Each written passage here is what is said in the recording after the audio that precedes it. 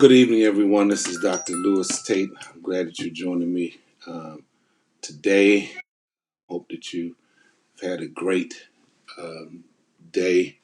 I'm just wanting to come on for a moment to, first of all, to thank all of you for um, your support and being present um, throughout these weeks with me.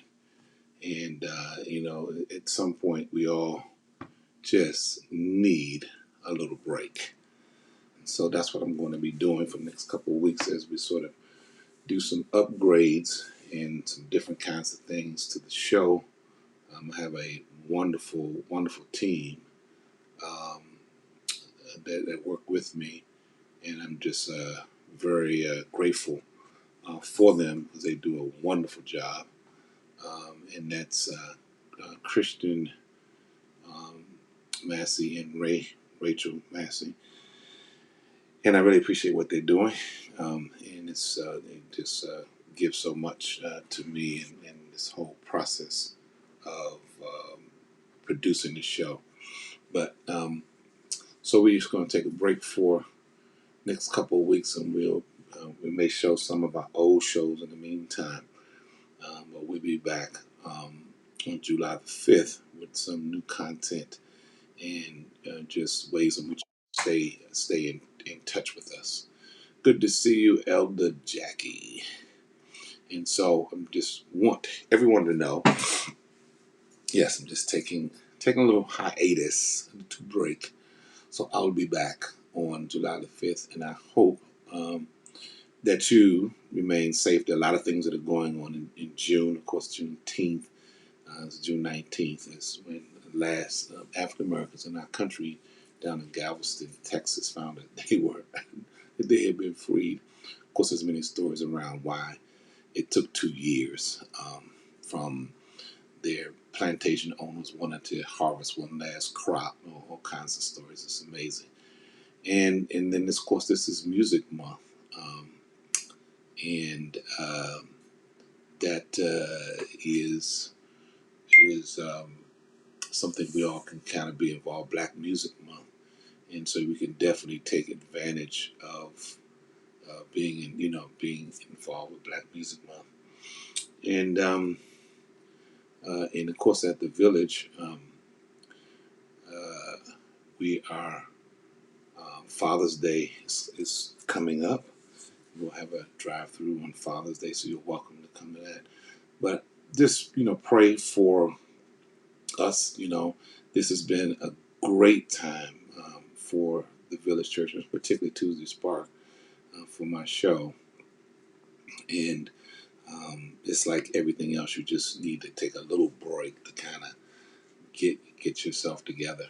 And as some of you know, we've been off of Facebook for a minute, so hopefully by the time we come back, we'll be there. But also, we want to sort of drive you to our YouTube page so that you can subscribe. So at the bottom, subscribe to um, my YouTube page, which is Dr. Lewis T. Tait Jr.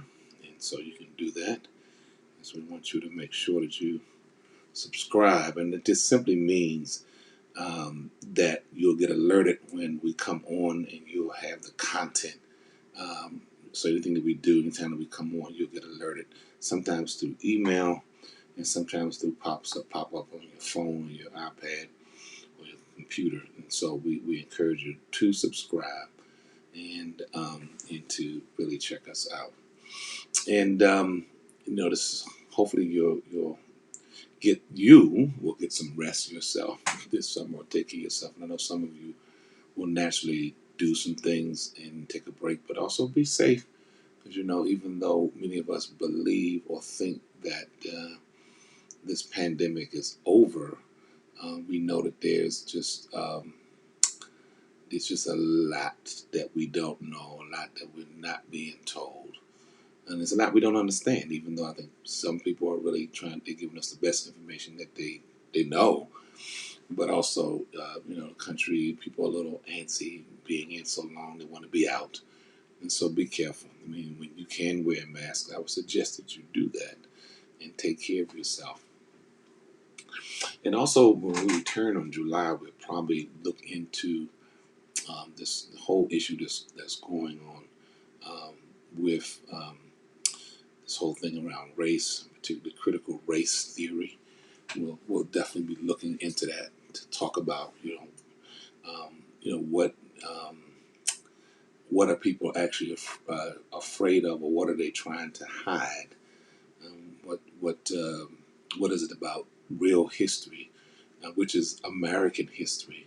Often we say Black history, which is true because we've been denied the full story, or as full as we can get it. But there's a real there's a lot of history that's missing in our country. There's a lot of mythology around these stories, in particular how it's sort of like propaganda, if you will. It builds a myth, particularly about white people and their place and what they've done in this country and even in the world. And it's not, in fact, just it's not about pointing fingers. It's just about laying out what the truth is. And of course, when people who know what the truth is and understand what has been done in history and how that history continues to affect our lives today, then people can decide to do something different. And that's the whole thing, that people have the opportunity to then ask questions. Children can ask real questions. And, why would one group enslave another group? And a lot of times you can't, you have governors now who want to shield parts of the population, mainly white, from learning the truth about America. Something I learned the other day, I didn't realize that, George Washington and Thomas Jefferson, both of them, they had African American chefs, black chefs. George Washington's chef, his name was Hercules. That's an interesting name, but he was a magnificent chef.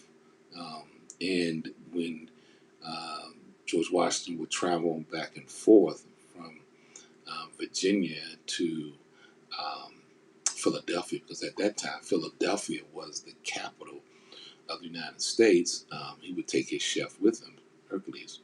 And Hercules, of course, would see these other freed African people, freed black folks in Philadelphia, because Pennsylvania is one of the first states to sort of outlaw slavery. And of course, he's still, a slave to George Washington. Yes, George Washington. And, he wanted to be free. And so George knew that, and would make sure they wouldn't stay too long in Philadelphia. So Hercules wouldn't um, taste of freedom. So at some point, Hercules decided he was going to run away, and he did. And of course, they never found him. And also, Thomas Jefferson had a magnificent African chef, African American black chef named Hemmings. His last name. He was, both of these guys were just great chefs, and I never knew about that. And so, a lot of times when you tell these stories, I think even George Washington had over 600 slaves.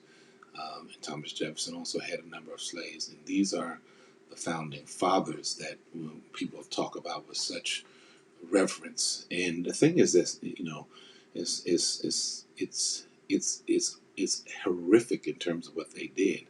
And so you have to look at all of what they did and be able to critique them and talk about these kinds. So we'll deal with that when we come back, and some other kinds of things. And my team, just really appreciate them, Ray and Christian, because they just do a good job. And so we got to do a little equipment upgrades and some other kinds of things. And also these things affect our church as well. So we're just in a great place. We're just grateful for you supporting us, and you can always continue your support by going to the Village website, and you can contribute there through Givelify or through the Cash App. I mean, we'll take any gift that you have to offer to help to support what we do in our ministry and in this as well. So, if you have a cash app,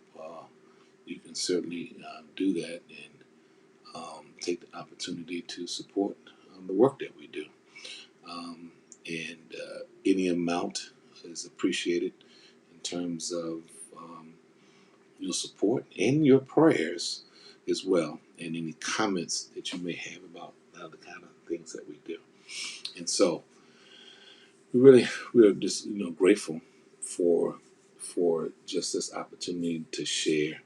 And so I want to just let you all know that. In the last thing, and I'll be sharing this with you, part of my journey is that I'm also going back to school to do an MSW degree, Masters of Social Work, in the fall. And so I'll be sort of tracking that journey and talking about what it means to go back to school after being out of school for some 27 years. And so, but I'm excited about that. I was accepted in the 4 schools, and I've chosen one to go to. And I'm happy about that. Washington University in St. Louis, the Brown School of Social Work. And so, and we'll be talking about that because hopefully there'll be some things I can share with you about my own journey, my own trepidations, my anxiety, and things like that. But it's just a part of life. And sometimes I hope that my story and my journey will hopefully encourage someone else who may have been considering, I don't know, either going back to school or um, doing something, whatever it is, something else that you wanted to do. Um, and I think it's important that you take advantage of all the things you can take advantage of. And sometimes we count ourselves out before we even get started. You know, somebody would say, "Well, why are you doing that? You already got 3 degrees, or you look how old you are," whatever stuff people say. It's like, as long as you're living and you want to accomplish something, then you should go for it. And I always consider myself a lifelong learner. And if I live 3, 5 more years, or 10, or 15, or 20, whatever those numbers may be, those years still go by. I could be accomplishing something that I wanted to do for a while, and wed the two together in terms of social sciences and my theological religious background. And so, I hope that when I start to share, that you will think about something that you've been probably maybe been putting off, like I had been for the last 10 years, and maybe think, well, it's not too late for me to do this or try this, or um, to go for something. I did put the church's website up. Right now, that's where you need to go to get other information about even Tuesday Spark. But I want to just thank all of you. I mean, just for your support and your um, allegiance, and hopefully we can grow our community together, and just feed off the things that we've been doing. Remember, it's. I'm not trying to tell you what to think. I'm really just trying to get you to think. That's what it is. Tuesday Spark. It's about trying to get you to think and to be open to maybe some different ways of looking at life and perspectives. So that's basically what I want to say this evening, and keep me in your prayers, and have a wonderful and blessed evening, and be careful wherever you are. Take care. God bless.